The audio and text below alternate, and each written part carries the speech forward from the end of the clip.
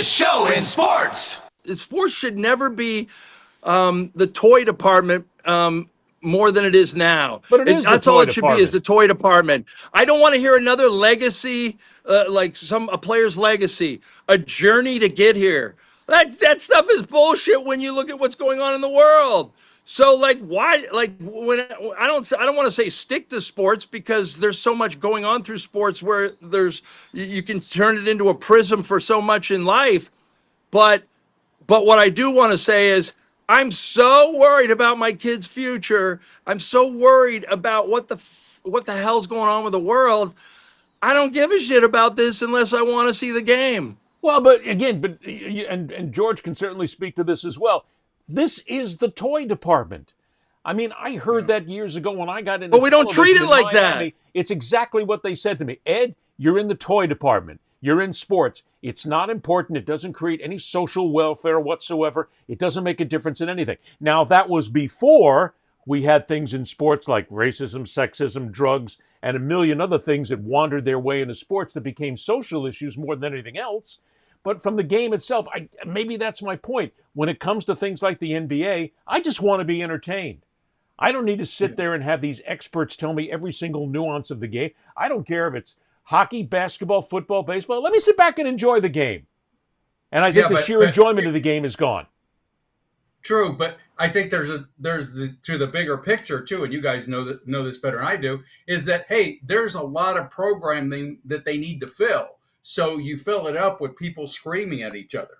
And there's so many not only ESPN, NFL Network, NBA, whatever. There's just they've got to fill all these slots. So what do? They get three so-called experts, and they start blasting away at each other. And it's just, to me, I'm with Mike. I tune all that nonsense out. There's no, it's not that I'm like a purist or whatever, but it's just noise. It's just noise. And I don't need, we've got enough problems already in this country. I don't need any more noise in my life. Well, the phrase that I coined a long time ago, and I've used it here on the show before, is contrived controversy. Mm-hmm. And that's exactly what the most important thing is in news, sports, in every single show that you have, is to create whatever it is. Find something and focus in on it and make that the controversy. Now, there are those things that should be talked about because they're controversial in nature when it comes to sports or anything else. But creating it, making it up, that's what people like Stephen A. Smith do. All they do is take something stupid, inane, ridiculously tiny, and they blow it up because why? Mm-hmm. They can scream loud enough. They have the platform to go ahead and scream loud enough. And they get the ratings, and people want to hear it just because he becomes a clown at that point. That's really what you're doing. You go from contrived controversy to clown base, and that's what people like Stephen A. Smith are. I mean, this guy's just missing the makeup. Put the floppy shoes on him and put the big red nose on him, and Stephen A. could do the same thing every day, and his ratings would probably improve. I don't even. He's just a symptom of a larger problem, and it's that. At no point, like for instance, my wife's like, why don't you get a job? You don't have to just work on this biography, this book you're working on. You can get a job. And I think I tried to get in touch with the guy because they said the Seattle Times had a columnist opening, and it was paying almost no money, But like the guy I didn't even get him on the phone. He was probably they're looking for someone younger. And I'm like, you don't even have to pay me attention. You don't have to, with my career. All you do is call me and say, hey, we're looking for someone younger. You got any good ideas? Like the fact that so I basically wrote the guy back and I said, God, this would have been a perfect job for me in 1994 when I had no gig. And I wrote him this back. I wrote this letter back to him. I said, what are you in the APSC, the Associated Press Sport? You go to these conventions, and I go, I don't even remember the guy's name. I said, look, the problem with your industry right now is, one, you don't pay anything. Two, local newspapers are dead because of people like you that can't even reach out and make a call.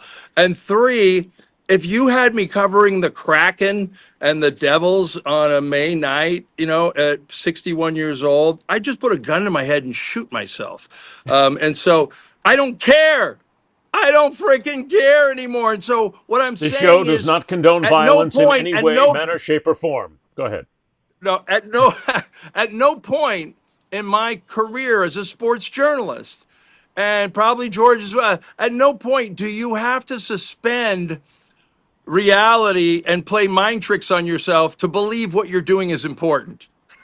You have to like really go, you have to go so deep and like I look at these guys covering games now and I go, how do you cover it? Like, and maybe I'm too plugged into all these what's going on in the world too much, but how do you cover a game when the gym is burning down around you? That's what's happening right now in the world. And so I like if I'm going to go But watch we sports need that, or enjoy Mike. sports, that's all I want to see is But we good need that. athletic Come competition on. to take me away. Come on, we need that though, don't we? I mean, we're talking about all We the need the crap game. that's going We on. need the games. We Yeah. need the games. We don't need people to pretend it's important. Well, but wait a minute. But it is important to those who want to root for it. But it's not life altering. That's the point that it gets to. Right. Well, I always say there's Yeah. sports hate and real hate. Sports hate is fun. You know, you're a bum, whatever. You hate the guy. You don't go to his house and kill him. And so that sports hate is healthy. Real hate, which is out there today, is scary. But the levels of passion and like everybody's turned into a Philadelphia sports fan in this country all of a sudden. Like That's they've true. got nothing else in life. It's their only Well, identity. And it's like, I don't want to deal with you if that's who you are.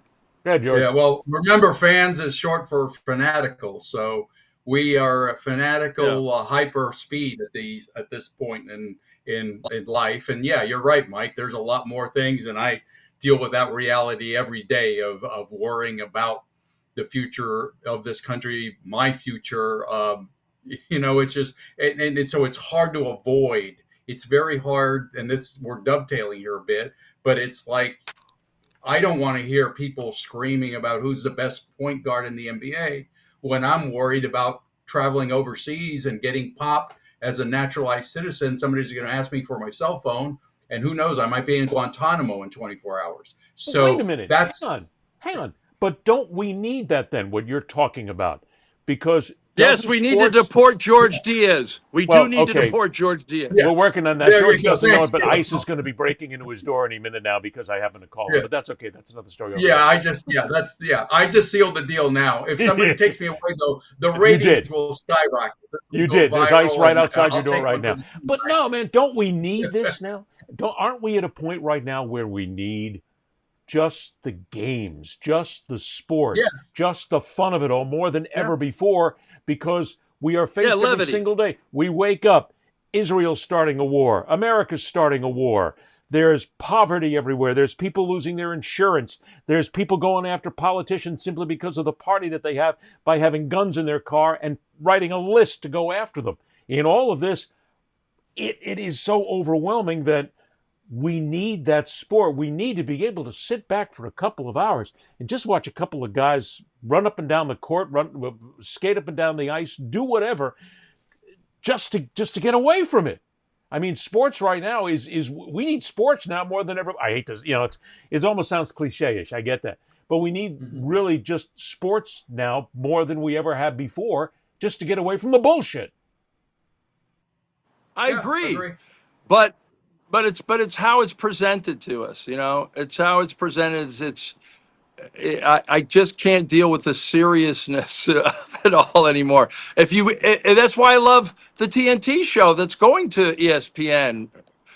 Is that like you have four guys that are authentic. They don't have, they probably have some topics that Ernie Johnson has to go at, just like you have topics that you wrote to us that we haven't touched on today.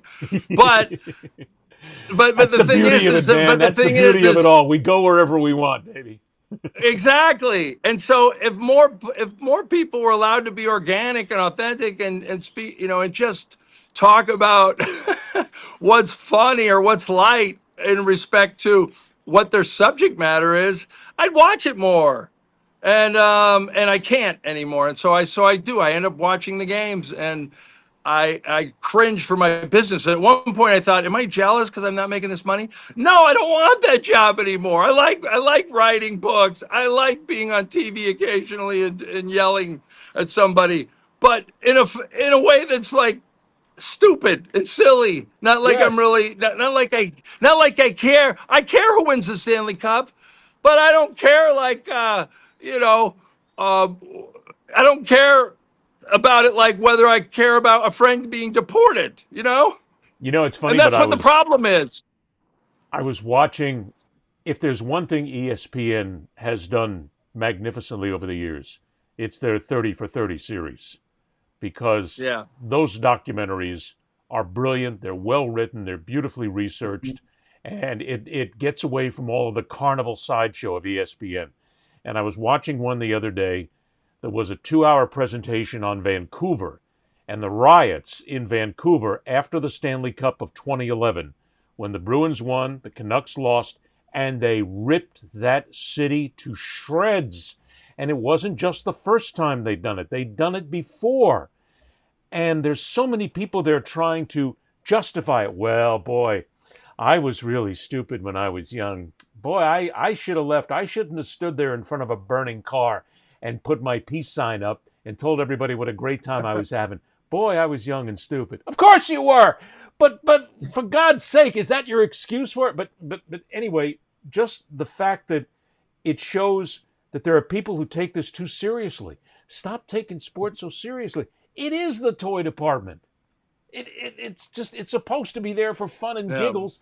And quite frankly, when we are confronted with the player who's involved in gun charges, the player who's involved in sexual assault charges, the player who's involved in saying something incredibly stupid and naive on social media, yeah, we got to cover it, but it's not the end of the world, right? No, and it's, yeah. I mean, there are issues in sports that deserve the cover, deserve the kind of animus and anger that that that should be allowed and appropriate. I mean, Jerry Sandusky at Penn State, um, uh, Jerry Nasser at Michigan State, all the awful, the child abuse sex scandals. But I'm not gonna get outraged anymore about a Big Ten commissioner lining his pockets. It's a joke. That's all, folks.